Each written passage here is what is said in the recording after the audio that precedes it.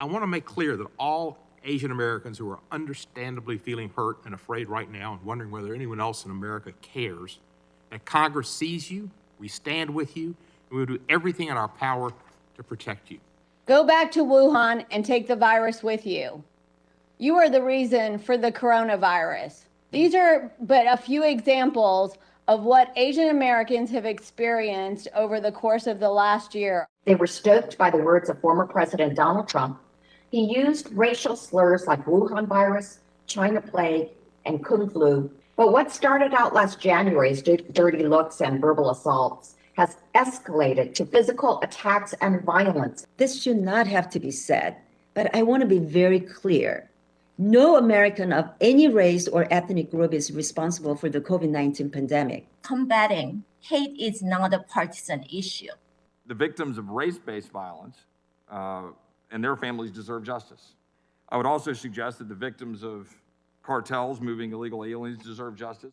Right? There's old sayings in Texas about, find all the rope in Texas and get a tall oak tree. And so now we're talking about whether talking about China. My concern about this hearing is that it seems to want to venture into the policing of rhetoric. Go back to something that Mr. Roy said earlier.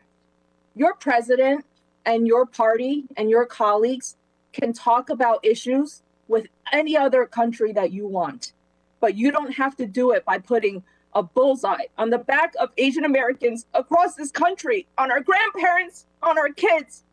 This hearing was to address the hurt and pain of our community and to find solutions, and we will not let you take our voice away from us. Vicharatana Pakti, murdered. Pak Ho, murdered.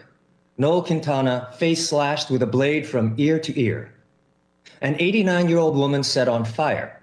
And now 7 Asian people shot dead in Georgia 2 days ago, 6 of whom were women. In the past 11 months, we have received almost 3,800 self-reported incidents of bias and discrimination from all 50 states and the District of Columbia.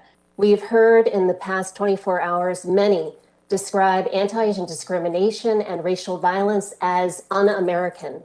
Unfortunately, it is very American.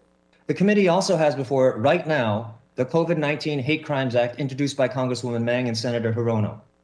It's crucial that we have reliable reporting for these hate crimes and an infrastructure that makes it easy for people for whom English is not their primary language. I'm not naive enough to think that I'm going to convince all of you to stand up for us. Trust me, I've seen your voting records. But I am speaking to those to whom humanity still matters. In closing, let me just say that there are several moments in a country's history that chart its course indelibly for the future. For Asian Americans, that moment is now.